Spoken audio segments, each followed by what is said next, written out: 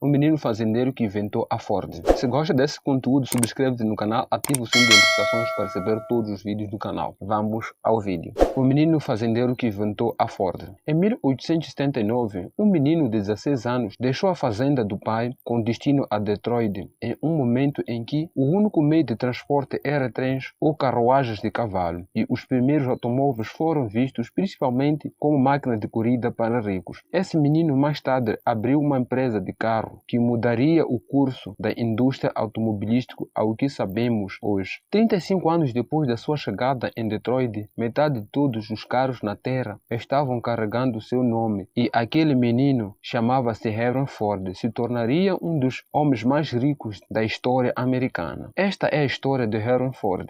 Henry Ford nasceu na fazenda do seu pai em 30 de julho de 1863, no qual é hoje Dearborn, Michigan, e seu pai William Ford era dono de uma fazenda onde todos na família viviam e trabalhavam, e sendo o filho mais velho de seus filhos, Henry esperava para assumir o negócio da família, e no entanto ele não era nada como o seu pai e nunca se interessou por seu negócio. Na época, a agricultura era trabalho intensivo, lento e rigoroso, enquanto Henry fazia o possível para ajudar a fazenda que ele odiava. Só de imaginar, nunca teve nenhum amor particular pela fazenda. Era a mãe do Henry Ford que amava a fazenda. Como a maioria das crianças da sua idade, Henry não gostava de ir à escola e nunca passou a 8ª série. Ele preferiu aprender coisas em seus próprios termos. O jovem se interessou muito pela mecânica. Essa curiosidade por máquinas levou a estudar cada pedaço de máquinas, e ele encontrava com seus 12 anos de idade. O seu pai apresentou com um relógio de bolso, e depois de brincar com seu movimento, ele aprendeu a repará-lo, separar e colocá-lo de volta em uma questão de minutos. Bem como os relógios dos seus amigos e parentes, ele mais tarde ganhou reputação como reparador de relógios e começou a consertar relógios para pessoas em vizinhança. Quando Henry fez 13 anos, ele se deparou com uma máquina a vapor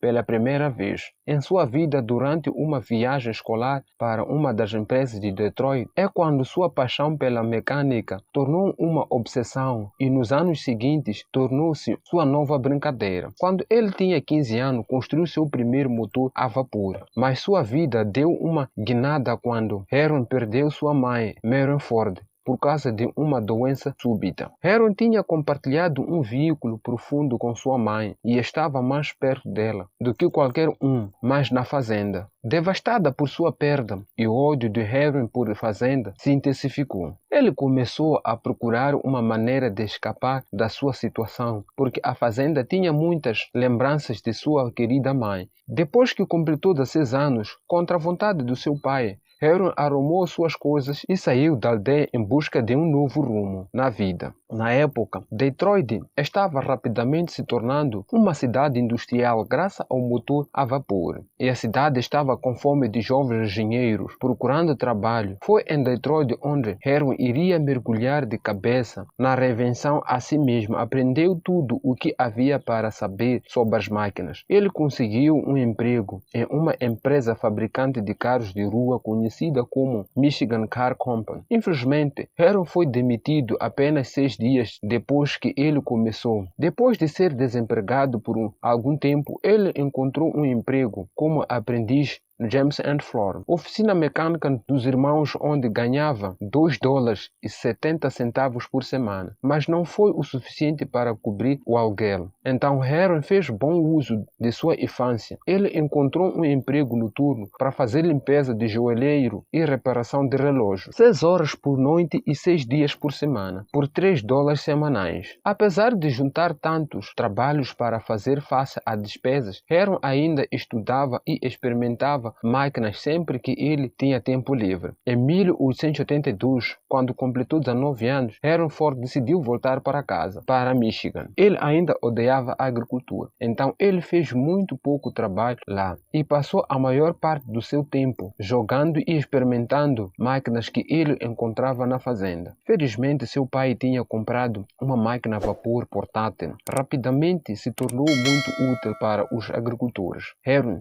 passou a maior parte do tempo com essa máquina e ficou tão bem com ela que um vizinho de fazenda do seu pai pagou $3 para operar seu motor a vapor. O talento e o dom para a máquina espalhadas no Michigan, World of Heroes chegou ao representante distrital da empresa de motores em Westinghouse de Nova York e assim a empresa o contratou. O trabalho do Heron era viajar por todo o sul de Michigan para fazer instalações e manutenção de motores a vapor de tratores de Westinghouse. No ano de 1885, Heron conheceu a Clara Jane Bryan em uma festa de ano novo e conseguiu noivar no ano seguinte. O presente de casamento que o pai de Heron deu-lhe ao seu filho é de 40 hectares de terra. Mas ao invés de transformá-lo em uma fazenda, Heron tinha outras ideias. Em 1891, Heron e Clara mudaram-se para o pequeno apartamento em Detroit. Nessa época, Heron se deparou com uma revista britânica que aprendeu sobre o motor a gasolina. O motor a gás estava sendo produzido em pequenas quantidades por um engenheiro alemão chamado Michaelis e foi muito diferente e muito mais eficiente do que motores a vapor. Por um lado, eles não precisavam 30 minutos para ligar, porque o motor faz toda a combustão que precisava. Finalmente, embora este novo motor tenha sido rapidamente se tornado muito popular na Europa, apenas algumas pessoas tinham ouvido falar sobre isso em América. Felizmente, para ele encontrou alguém na cidade que possuía um. Heron imediatamente se apaixonou pelo motor a gasolina, mas ele não conseguia entender como funcionava e o fato de que o motor a gasolina foi alimentado por uma faísca elétrica. Sabendo que ele tinha que aprender mais sobre isso, Heron se inscreveu para trabalhar como engenheiro para iluminação à noite na empresa de Thomas Edison, por um salário de $40 por mês. Na época, a empresa era a maior companhia elétrica de Detroit e foi gerando eletricidade para 1.000 casas na cidade usando um motor a vapor. Então, isso fez de Heron mais do que qualificado para trabalhar lá. Seu trabalho era principalmente consertar o motor sempre que ele quebrava ou desenvolver uma falha. Mas trabalhando bem, não tinha muita coisa mais para fazer. Isso deu a Heron tempo mais do que suficiente para mergulhar em aprender sobre eletricidade e como funciona. Em 1893, Heron e a Clara deram as boas-vindas ao seu primeiro e único filho, Edson Brand Ford,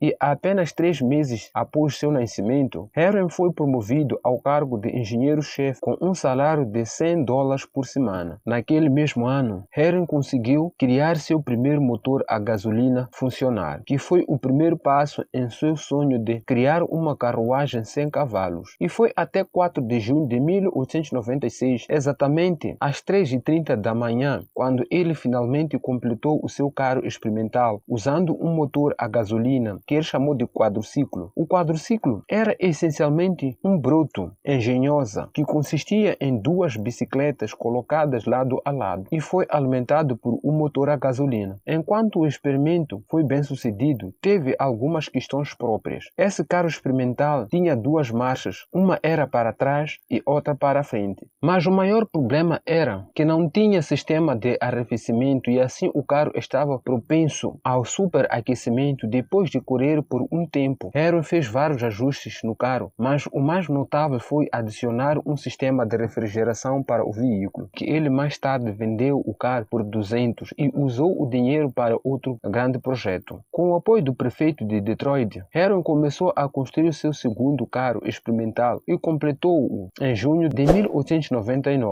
Este novo carro era maior, mais resistente e pesado que o anterior. Numa manhã, Heron pegou uma madeira comerciante com William Moore para um test drive em seu novo veículo. Por 1 hora em que o test drive foi concluído, William queria fazer parte do empreendimento comercial e logo depois eles apertaram as mãos e em 5 de agosto de 1899 a empresa automobilística de Detroit nasceu. Infelizmente, a empresa falhou apenas 1 ano depois por vários motivos. As ideias de Heron sobre como melhorar o carro que ele trabalhava não estavam de acordo com as ideias das partes interessadas que estavam pressionando ele para fazer carros de passageiros. Outra razão foi porque a maioria das peças que eram necessárias para fazer seus carros eram produzidas por diferentes empresas e como resultado disso, sempre que uma entrega chega tarde, toda a fábrica tem que sentar e esperar a entrega. Este atraso na produção de uma quantidade significativa por um determinado período de tempo, seu primeiro carro, que ele chamou de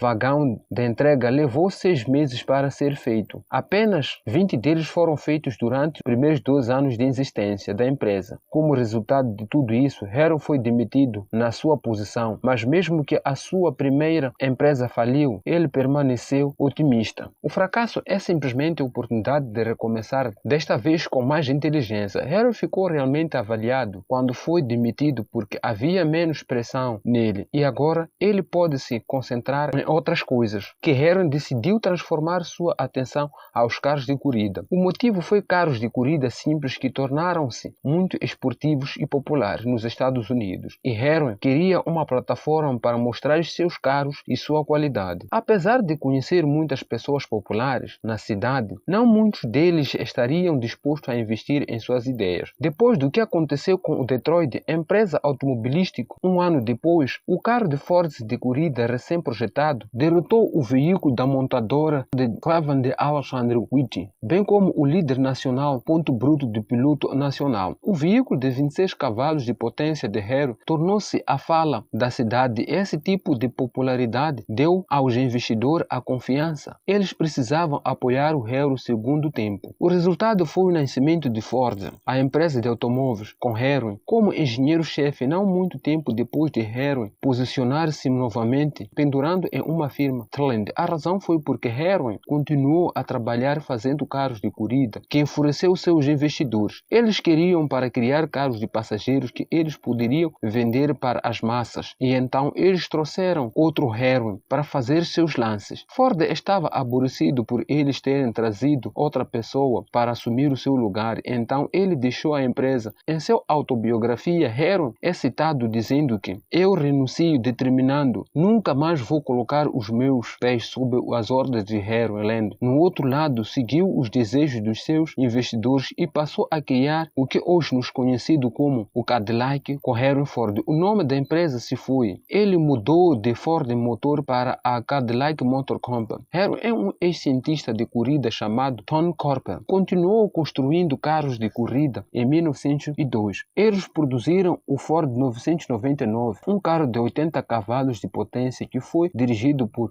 Bernard Hofland, um ex-ciclista que nunca dirigiu um automóvel em sua vida, superando o carro de Whitton de novo em 1904. O novo carro de Heron quebrou todos os recordes americanos dirigindo em alta velocidade de 91,4 milhas por hora. Com estes recordes, vitórias que Heron teve, estabeleceu-se como melhor americano de design de carros de corrida. Com esse tipo de reputação, ele sabia que seria apoiado novamente por investidores sempre que ele estava pronto para abrir sua terceira empresa. Com o apoio financeiro de 11 investidores, especialmente um Carl Dahlia, Alexander Wang Malcolmson, a terceira empresa do Heron ganhou vida. Inicialmente, a empresa se chamava Ford Malcolmson Limitada, mas foi alterado posteriormente para Ford Motor Company em 1902, após uma falha em suas duas primeiras tentativas. Ele foi determinado a não falhar novamente. Ford voltou a sua atenção para a criação de um veículo acessível para o homem comum, que você vê na época possuindo um veículo. Era um luxo que só poderia ser oferecido pelos ricos, a razão sendo que estes veículos foram feitos por engenheiros extremamente qualificados e a maioria dos carros feitos eram estritamente para a corrida no início da sua nova empresa. Heron fez uma declaração aos seus associados e investidores: vou construir um automóvel para a grande multidão, construído pelo melhor material, pelos melhores homens a serem contratados. Depois dos designs mais simples e modernos, a engenharia pode oferecer o sonho de ter um carro no preço que nenhum homem faz um bom salário será incapaz de possuir um Ford. Tinha o dom de identificar e atrair os talentos mais brilhantes do negócio. Ele contratou muitos jovens impressionantes, homens que compartilharam e acreditaram em sua visão quanto ao design do carro. Henry fez mais de 20 deles antes de conseguir, e um finalmente funcionou. Ele chamou de modelo apenas próximos de 5 anos. Henry continuou aprimorando o modelo, a que estava seguido pelo modelo N. Mas naqueles 5 anos, o que realmente mudou não foi as melhorias dos seus projetos, mas como eles estavam sendo feitos. Uma das coisas que Henry aprendeu com seus negócios fracassados foi a importância de ter um fabricante responsável por fornecer a maioria das peças que ele precisava para construir os seus carros. E então ele encontrou uma máquina em Detroit para fazer exatamente isso. Um dia, durante uma viagem para Chicago, Heron testemunhou o conceito de linha de montagem em um matador, e aí que uma brilhante ideia veio a ele. Se ele pudesse incorporar a mesma ideia em construir seus carros, que ele poderia fazer mais carros em um dia, e muitos outros fabricantes de automóveis. Montar um carro de cada vez, a produção é muito lenta. Assim, em 1904, Heron levantou mais dinheiro e construiu sua própria fábrica, que empregou cerca de 300 trabalhadores e começou a experimentar a linha de montagem dentro de sua nova fábrica. Não foi até em 1906 quando a produção de modelo N realmente faria primeiro uso da linha de montagem, mas mesmo assim, a linha de montagem ainda era um trabalho em progresso, mas aumentou o nível de produção em 5 vezes e seu novo modelo se tornou o carro mais vendido nos Estados Unidos. Mas Heron tinha definido sua mira em coisas ainda menores. Heron construiu sua própria empresa de fabricação em 1905 para começar a fazer seus próprios motores, transmissões